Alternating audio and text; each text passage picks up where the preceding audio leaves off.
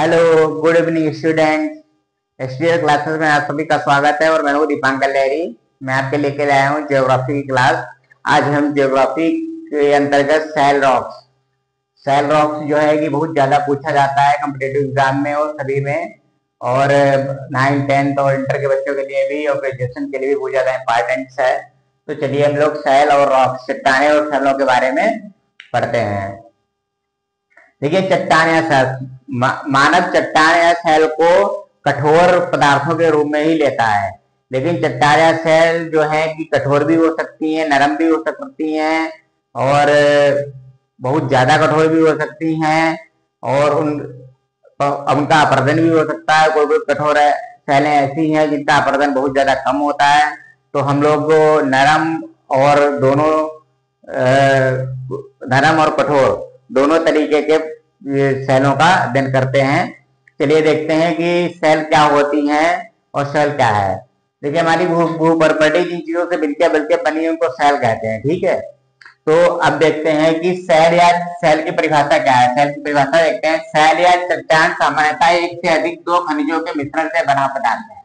ये खनिज तो आप लोग जानते हैं, खनिज पदार्थ क्या होते हैं, आप लोगों को पहले से पढ़ चुके हैं। तो सेल या चट्टान सामान्यतः यह क्या दो से खनिजों के मिश्रण से बना पदार्थ है, ठीक है। अब इसके कुछ गुण हैं वो हम लोग देख लेते हैं। नंबर 1 गुण है धातुओं के अतिरिक्त पृथ्वी में पाए जाने वाले मुलायम पदार्थ।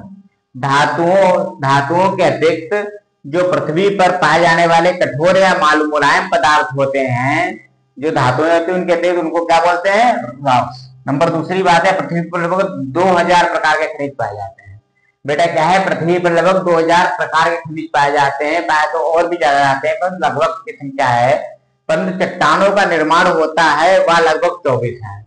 जिन खनिजों का चट्टानों का निर्माण, चट्टान जो होती है, रॉक्स जो होती है, रूपांतरित सेलें, अपसादी सेलें, आग्नेय सेलें, इनका निर्माण जिन पदार्थों से होता है उनको जो कहते हैं चट्टान निर्माणकारी पदार्थ बोलते हैं। चट्टान निर्माणकारी पदार्थ ये जो होते हैं संख्या में लगभग 24 है।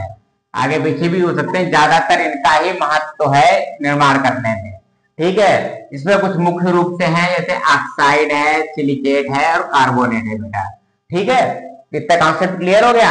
अब हम आते हैं सेलों के प्रकार। सेलों के प्रकार कितने तरीके के होते हैं? देखिए, एक सेल होती है आग्नेय सेल, को प्राथमिक सेल बोलते हैं, इग्नियस रॉक इंग्लिश में बोलते हैं इसको। दूसरी सेल होती है बेटा अपसादी सेल।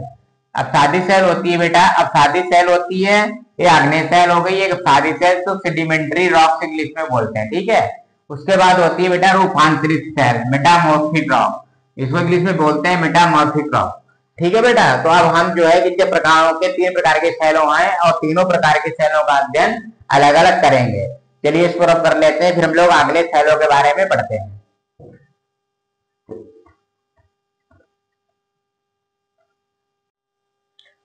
चलो बेटा, अब आग्नेय सेलों के बारे में जानते हैं। आग्नेय सेलों के बारे में पढ़ते हैं, क्या होती है, कैसे इनकी उत्पत्ति होती है, कैसे इनका निर्माण होता है, ठीक है बेटा। तो आग्नेय सेलों को इग्नियस रॉक बोलते हैं। ये लैटिन भाषा के इग्निक शब्द का रूपांतरण है।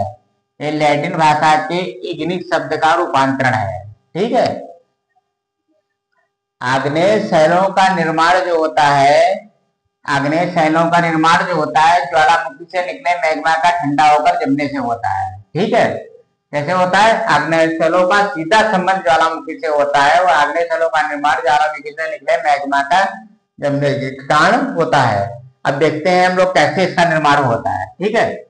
ये हमारी पृथ्वी का ऊपरी स्थल है, ठीक, हमारी पृथ्वी का ऊपरी स्थल है, ठीक है। अब देखते हैं कि हम लोग, हमारी पृथ्वी का ऊपरी स्थल है, ठीक है। अब ये ज्वालामुखी आ रहा है, ठीक है, अंदर से लावा उठा, ठीक है, ये लावा यहाँ से प्रवाहित हो रहा है, ठीक है, लावा ऊपर की ओर, ठीक है।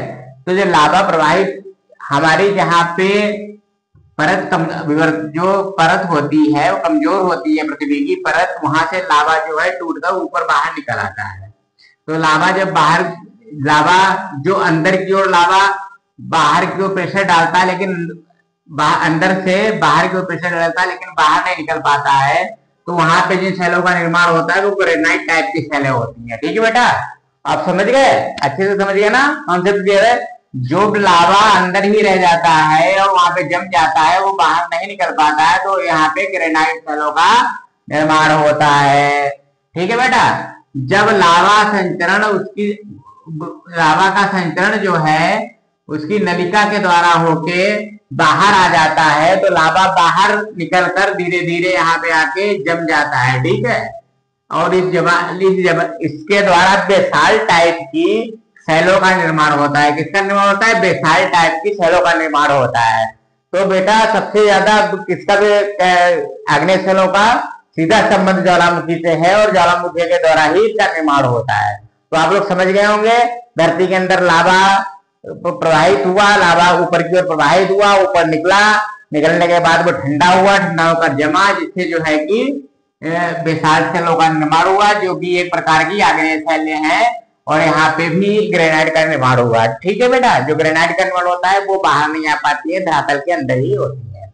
अब हम लोग देखते हैं, इनको प्राथमिक सेल कहा जाता है कि सर्वप्रथम इन्हीं सेलों का निर्माण होता है। क्या होता है? प्राथमिक सेल। देखिए बेटा, ये क्या होती है? प्राथमिक सेल होती है। ठीक है बेटा, फिर सर्वप्रथम जो है कि इन्हीं का निर्माण हुआ है, इसीलिए इनको प्राथमिक सेल जो है बोला जाता है। ठीक है बेटा, अब देखिए, भारत के दक्षिण का पठार का अधिकतम निर्माण आग्नेय सेलों से हुआ है। भारत का दक्षिण का पठार आप लोगों को बहुत अच्छे से पता होगा। भारत के दक्षिण का अधिकतम निर्माण आग्नेय सेलों से हुआ है। ठीक है बेटा, ये भारत का दक्षिण, वहां पे जो लावा जो है लावा प्रवाहित हुआ, और लावा प्रवाहित होने के बाद में वो जो है कि चारों तरफ फैल गया, जिससे दक्षिण का पठार का निर्माण हुआ। और दक्षिण के पठार में काली मिट्टी, लावा के कारण काली मिट्टी का वहां पे प्रादुर्भाव हुआ, जिससे वहां पे कपास की खेती की जाती है। तो ये लाल ज्वालामुखी के से हमें कुछ लाभ भी है, कुछ हानियां भी है। तो लाभ हमने क्या, इससे अभी हमने लाभ क्या समझा है कि दक्षिण का पठार का निर्माण हुआ, इसमें कपासी मिट्टी का निर्माण हुआ, वहां कपास का उत्पादन विस्तृत रूप से होता है, और उनको प्राथमिक सेलें बोलते हैं। ठीक बेटा, अब हम लोग आते हैं इसकी विशेषताओं के ऊपर, प्रॉपर्टीज। इसकी प्रॉपर्टीज क्या है देख लेते हैं। आग्नेय सेल कठोर होती है, इनका अपरदन कम होता है। नंबर 1, आग्नेय सेल जो होती है बेटा कठोर होता है, इसका अपरदन बहुत कम हो पाता है। इस पे अपरदनात्मक शक्तियां कम कार्य करती हैं। परंतु जहां जहां कठोर सेलों में कहीं पे रंध्र पाए जाते हैं, छोटे छोटे छिद्र पाए जाते हैं, जहां पे जल जो है उनके अंदर चला जाता है, जल जाने के कारण वो रात्रि में बर्फ के रूप में परिवर्तित हो जाता है। कभी कभी कहीं कहीं पे उसका घनत्व बढ़ जाता है, जिस कारण वो सेलों का अपरदन करने लगता है। इसीलिए सब कुछ अपरदन हो जाता है, लेकिन जो अपरदन बहुत ही कम होता है, नाम मात्र का होता है। इसीलिए आग्नेय सेलों का अपरदन बहुत कम होता है। अब देखते हैं, आग्नेय सेलें रवेदार व दानेदार होती हैं। देखो बेटा, आग्नेय सेलें अंदर रवा जो होता है ऊपर आता है, इसीलिए आग्नेय सेलें रवा के ऊपर ऊपर आती हैं। इसीलिए इनमें जो है कि रवा और दानेदार होती है। इनमें रवेदार रवा और दानों का विस्तार हो जाता है। ठीक है बेटा, इनमें रवा और दानों का विस्तार हो जाता है। तो क्या है? रवेदार और दानेदार होती हैं। ठीक है, अपरदन कम होता है। नंबर 1 सीख लीजिए आप, अपरदन कम होता है, रवेदार होती है बेटा और दानेदार होती हैं। तीसरा पॉइंट क्या है? आग्नेय सेलों में परत का अभाव होता है। आग्नेय सेलों में परत नहीं पाई जाती है। परत का मतलब है कि पहले एक, फिर दूसरी परत, फिर तीसरी परत, ऐसे ऐसे परतें जो पाई जाती है। तो आग्नेय सेलों में परत नहीं पाई जाती, वो एक साथ जुड़ी हुई होती है, उसके कण मजबूत होते हैं, इसलिए आग्नेय सेलों में परत नहीं पाई जाती बेटा। तो आग्नेय सेलों में परत का अभाव होता है, ये तीसरा पॉइंट है। ठीक है सब। इसके बाद इसमें जीवाश्म का अभाव होता है। देखिए बेटा, आग्नेय सेलों में गर्म लावा होता है। गर्म लावा जो है कि ऊपर आता है, फिर वो ठंडा होता है। अगर उसमें कुछ जीवाश्म के कण पाए भी जाते हैं या पौधों के कण पाए जाते हैं, तो वो जलने के कारण, गर्म लावा होने के कारण नष्ट हो जाते हैं। इसी के कारण इसमें जो है कि जीवाश्मों का अभाव पाया जाता है। तो हम लोगों का ये प्रॉपर्टीज क्या है कि आग्नेय सेलों में जीवाश्म का अभाव होता है।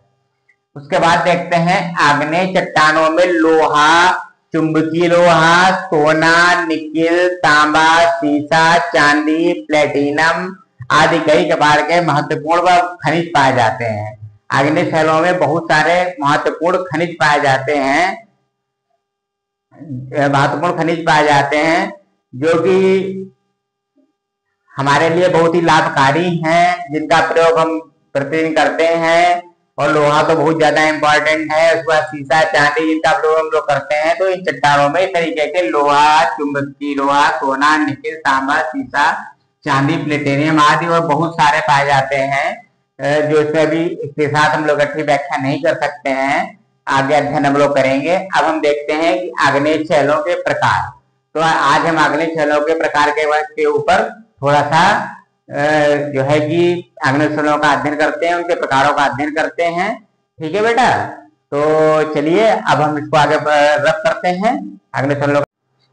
चलिए बेटा अब हम लोग पढ़ते हैं आग्नेय शैलों के प्रकार के बारे में। ठीक, igneous rocks, types of igneous rocks. तो इग्नियस रॉक्स को पहले तो हम लोग उत्पत्ति दो तरीके से बांट सकते हैं। पहले तो उत्पत्ति के आधार पर, ठीक, दूसरा है रासायनिक संरचनाओं के आधार पर। आप सब लोग अच्छे से याद कर लीजिए, टॉपिक्स आते हैं और इनका जो है कि कॉम्पिटिटिव एग्जाम में बहुत ज्यादा पूछे जाते हैं और बहुत जरूरी भी है। तो एक होती है उत्पत्ति के आधार पर, दूसरी होती है रासायनिक संरचनाओं के आधार पर। ठीक है बेटा, तो उत्पत्ति के आधार पर जो आग्नेय शैलें होती हैं वो दो तरीके होती हैं, आंतरिक आग्नेय शैल और दूसरी होती है बाह्य आग्नेय शैल। कौन कौन सी होती है बेटा? आंतरिक आग्नेय शैल और बाह्य आग्नेय शैल। अब समझते हैं आंतरिक आग्नेय शैल और बाह्य आग्नेय शैल कैसे होती है। जैसे कि हम लोगों ने देखा था कि ये पृथ्वी है, यहाँ पे ज्वालामुखी आया है इस तरीके से, जो ऐसे ऐसे यहाँ पे आ रहा है। अब ये देखिए, अब यहाँ पे देखिए आंतरिक आग्नेय शैल, जो आग्नेय शैलें अंदर रह जाती है इसको ग्रेनाइट बोलते हैं। जो शैलें अंदर रह जाती हैं उनको आंतरिक आग्नेय शैल कहते हैं। बाह्य आग्नेय शैल क्या होती हैं? जो ज्वालामुखी गिरा के कारण बाहर जमा हो जाती है, उनको बाह्य आग्नेय शैल। ये हम अभी बेसिक बता रहा हूँ, फिर इसके बाद में इसको मैं अध्ययन विस्तृत रूप से अध्ययन कराऊंगा, इसका डिस्क्रिप्शन बड़े स्तर पे होगा। उसके बाद आंतरिक आग्नेय शैलें क्या होती है? पाताली चट्टानें बोली जाती हैं और कुछ बोली जाती है मध्यवर्ती चट्टानें। पाताली चट्टानें क्या होती हैं? जो बिल्कुल नीचे होती हैं, यहाँ पे उनको पाताली चट्टानें बोलते हैं। और जो बीच वाले भाग में होती हैं उनको क्या बोलते हैं? मध्यवर्ती चट्टानें। पाताली चट्टानें कहाँ पे होती है? नीचे होती है, ऊपर से कोई मतलब नहीं है, अभी अंदर का ही चल रहा है। पाताली चट्टानें क्या होती है? जो बिल्कुल लास्ट में होती है। मध्यवर्ती क्या होती है? जो उसके थोड़ा सा ऊपर पाई जाती है, उसको मध्यवर्ती चट्टान बोलते हैं। ठीक है, तो उत्पत्ति के आधार पर कॉन्सेप्ट क्लियर हो गया होगा। अब हम लोग देखते हैं रासायनिक संरचनाओं के आधार पर। रासायनिक संरचनाओं में दो तरीके की पाई जाती है चट्टानें, एक होती है अम्लीय आग्नेय चट्टानें, दूसरी होती है क्षारीय। एक में अम्लता ज्यादा पाई जाती है, एक क्षारीयता का गुण ज्यादा पाया जाता है। ठीक है, अब इनके विस्तृत अध्ययन और कौन कौन से इसके एग्जाम्पल है बाह्य शैलों के, आग्नेय शैलों के, और ये आंतरिक शैलें कौन कौन सी स्थलाकृतियों का निर्माण करती हैं, स्टील, डाइक, पैथोलिक कौन कौन सी रचनाएं होती हैं, इनका अध्ययन हम लोग बाद में करेंगे अगले वाले वीडियो में। ठीक है बेटा, तो आज का सेशन हम यहीं पे समाप्त करते हैं। तो सभी लोगों को बहुत शुभकामनाएं। आप सभी लोग रिवीजन करते रहिए और कमेंट करिए, सब्सक्राइब करिए। सभी बच्चों को thanks, good night, bye bye, take care.